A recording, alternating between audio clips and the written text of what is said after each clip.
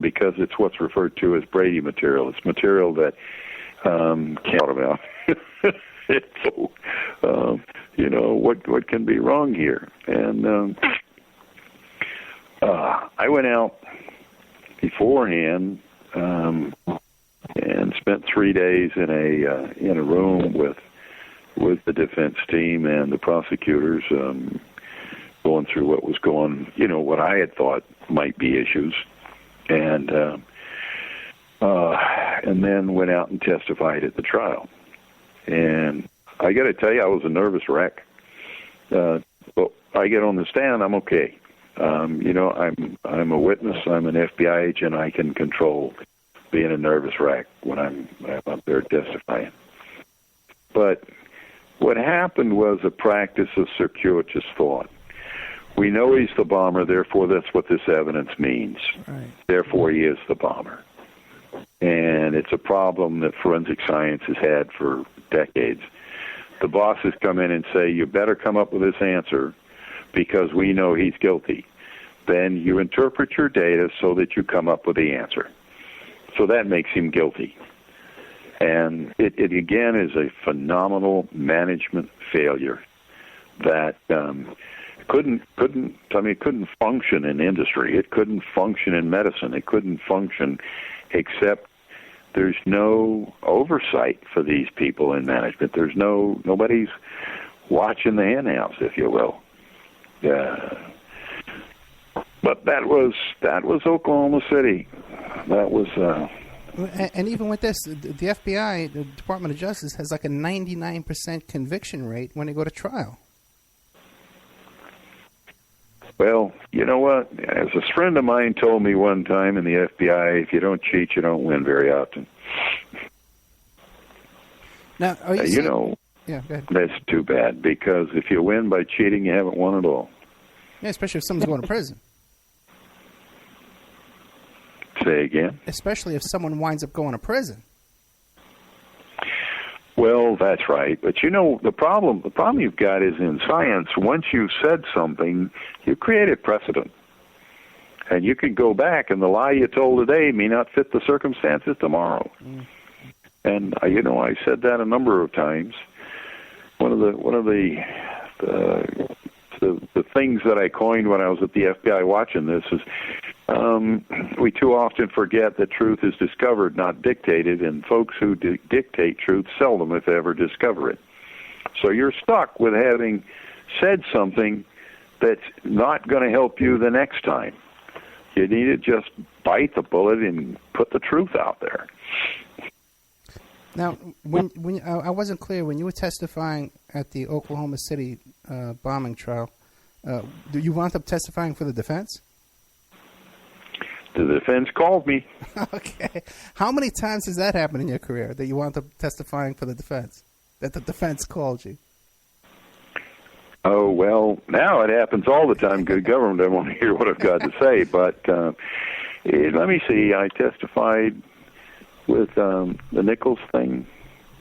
I testified, when I was in the FBI, I testified at Terry Nichols, at a hearing involving Terry Nichols. I testified at the Timothy McVeigh trial. I testified in an alleged child molestation case down in Key West, Florida one time. The evidence just comes out and disproves what the government wants. It's kind of funny because I go to court and I'm going to testify for the government, and then they hold out all of this garbage flag waving that the FBI gives you, like you're the best in the world, blah, blah, blah. But if you go and you testify for the defense, then they say, yeah, right, you're a nut, you're a whatever, and it's courtroom drama. Yeah, the guy just ran our lab for 30 years, but now he's a nut. That's in fact, I'll tell you, just 2 days before the World Trade Center blew up, they sent me to Chicago, the Isaac Ray Center, to get shrunk. And I came home from there because, I came home and the Bureau was trying to take me out. I mean, they were trying to, just take my gun away from me or whatever. And they didn't take my gun away from me. Not only that, but they sent me there to be the chief chemist running the doggone analytical laboratory that we built on spot. So it's, okay, you don't trust this guy, but you do trust him, but what do you do, In reality, in that circumstance, you're probably the only guy they could trust, Like they wanted somebody reliable that was doing a real thing. Well, they didn't know what to do, and if they threw me out at that point, they didn't have anybody to do the explosive residue analysis. But I brought my student, who became my partner. I backed him up. He testified in that case, and in the World Trade Center, and did a good job of it. Back to Terry Nichols and Timothy McVeigh. What was your ultimate conclusion in that? Do you think that there were more people involved, or than we came out at the trial? I think that there are always more people that are involved. A few years ago, a woman called me up and she said, now she called me out of the blue, and I'm not a law enforcement officer, and I do not want to be involved in that area, and I shouldn't be involved in that area. But she said, Terry Nichols' house out in wherever it was, Kansas or Nebraska or whatever, she got information that there was a box of explosives underneath the house, under the crawl space, a foot under the ground. Would I go out and dig it up? And I said, okay, well, you need a forensic evaluation. Well, I call a friend of mine who's, still, he was in the bureau with me, and I said, what do you think? He said, you're out of your mind. So first of all, there's going to be obstruction of justice, and second of all, you're liable to climb out from underneath that house, and there's going to be a whole bunch of MPK guns pointed at you, and one of them's going to go off. So he started notifying people around, and sure enough, they went out, and that was there. The stuff was there. But the woman's name is Angela Clementi, and she is, you should really interview her on your show. She is a phenomenal person. But Angela had gotten information, and where she got it, I don't know. She's a housewife detective is what she is. Really? But she got it, and she said on the box that's under the ground, there's a label for somebody that was supposed to have been connected with the FBI, and that was the explosives came out of him.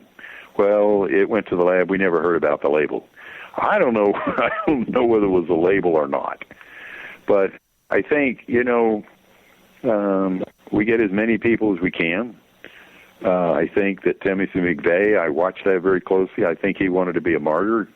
He didn't want to give anybody else credit. But do I know it? No, I don't know it. I wasn't working with Timothy McVeigh.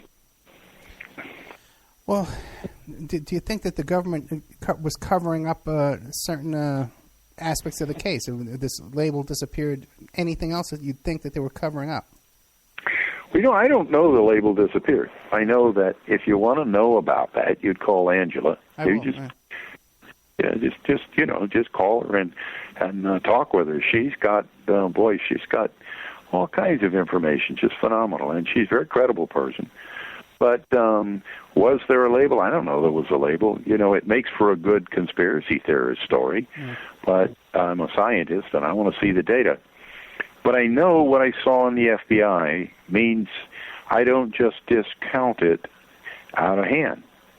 I know that if somebody tells you something and you say, oh, well, it's another conspiracy theorist nut, then that's not a good approach.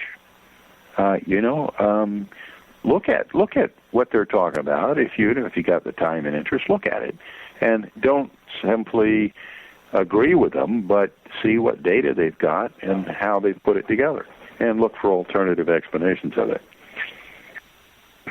Yeah, with an open mind, I hear you. Now, we've covered a lot of stuff: Oklahoma City bombing, TWA, OJ, Waco.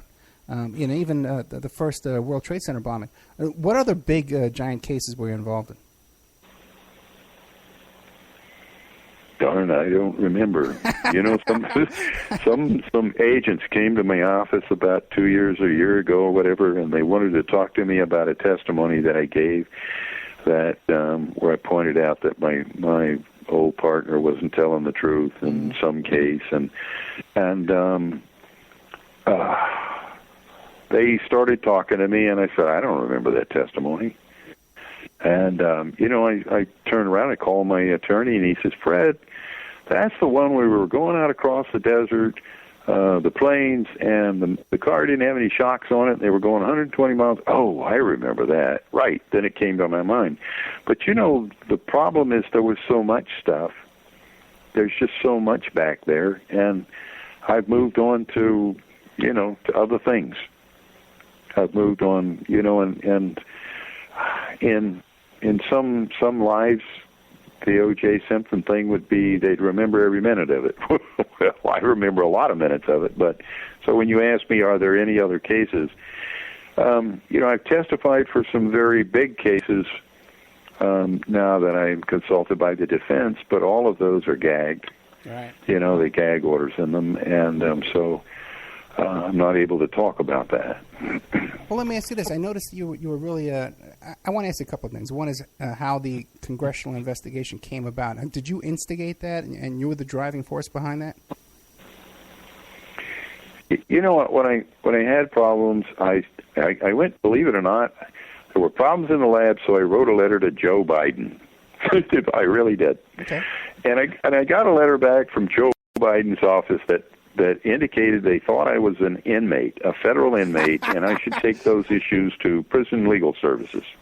And I thought, okay, that's not a solution. And I've often wondered, I know that Senator, what is he now? He's the vice president. Oh, darn. Yeah. I knew that Mr. Biden probably had nothing to do with that at all, but his staff was not wanting him to have to do anything with that. But then a while later, these guys showed up from the Inspector General's office, and they came in under the guise of doing an audit at the lab, and then they showed up with me, and then I started, that was in 92, and then I started writing letters to them. And the letters were trying to figure out, why am I wrong? What's going on here?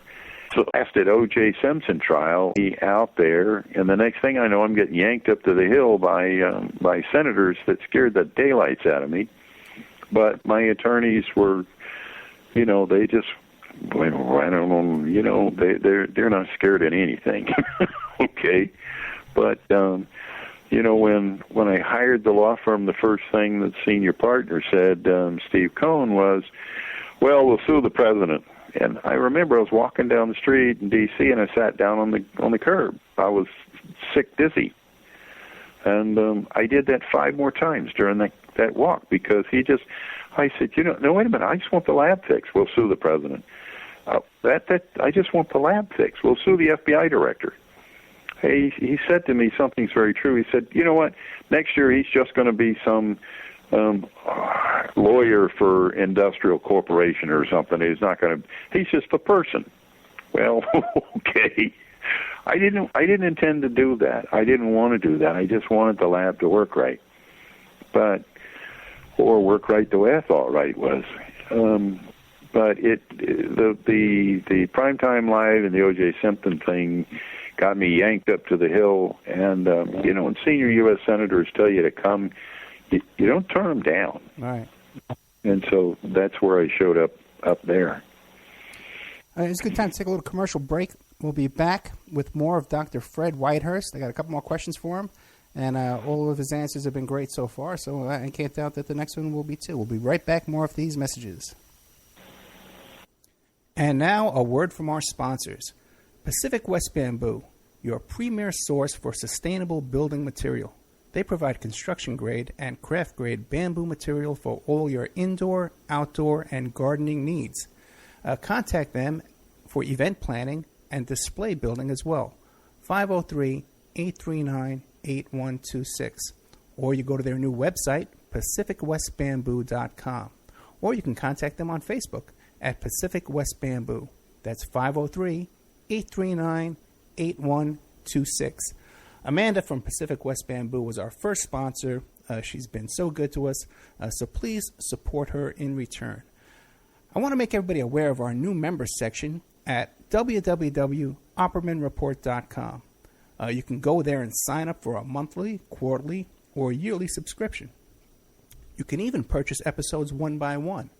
You get full access to brand new original content, new guests, new uncensored interviews, my own investigations and reports, and we're going to be adding sections with documents, images, police reports, either provided by myself or by my guests, or for my own investigations, my own reports.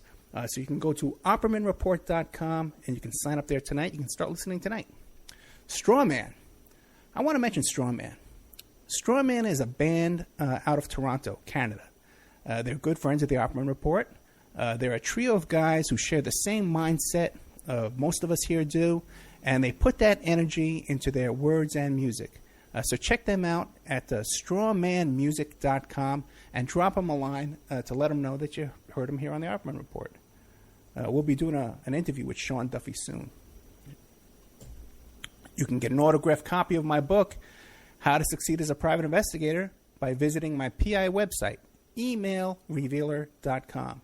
We also offer a computer and cell phone forensics. We can recover deleted text messages to uncover infidelity.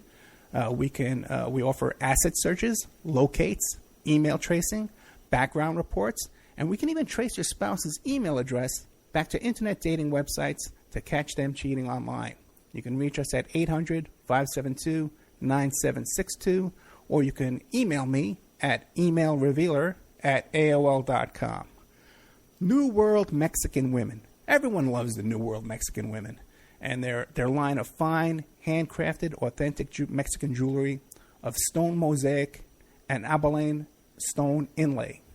In their first book, titled New World Mexican Women, available on lulu.com, they teach you how to make this jewelry, and they have a collection of love letters to their men from their hometown that have immigrated to the United States to find work. They have also published a new book entitled Azuquina to the Rodeo. It's about a young girl that falls in love with a rodeo bull rider, and she runs away with him without telling her family. You can find the New World Mexican Women by Googling New World Mexican Women. And you can ask them about their deals on wholesaling their fine jewelry and all of the other projects that they have going on. If you'd like to have your business or website advertised here and promoted all over the world on dozens of stations every day, give us a call at 800-572-9762 or email oppermanreport@gmail.com. And now back to our show.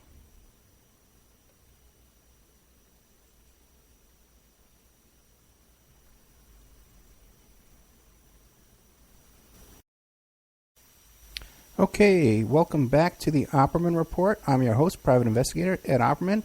We'll be right back with our guest, Dr. Fred Whitehurst, FBI whistleblower, in just a minute. But let me remind you about our friends over at Michigan Mushrooms. Do you find yourself drinking that third cup of coffee and thinking, hey, this can't be healthy? Maybe you should consider an alternative from the kingdom of fungi. MichiganMushrooms.net has a variety of different mushrooms that can be made into teas for a smarter alternative to coffee without the jitters. They have reishi mushrooms. These are known as, in China, as the mushroom of immortality. And, of course, chaga mushroom, known as the diamond of the forest. They harvest from the pristine wildlands of northern Michigan and offer them for some of the best prices available online. And also, too, I keep telling you, make a great Christmas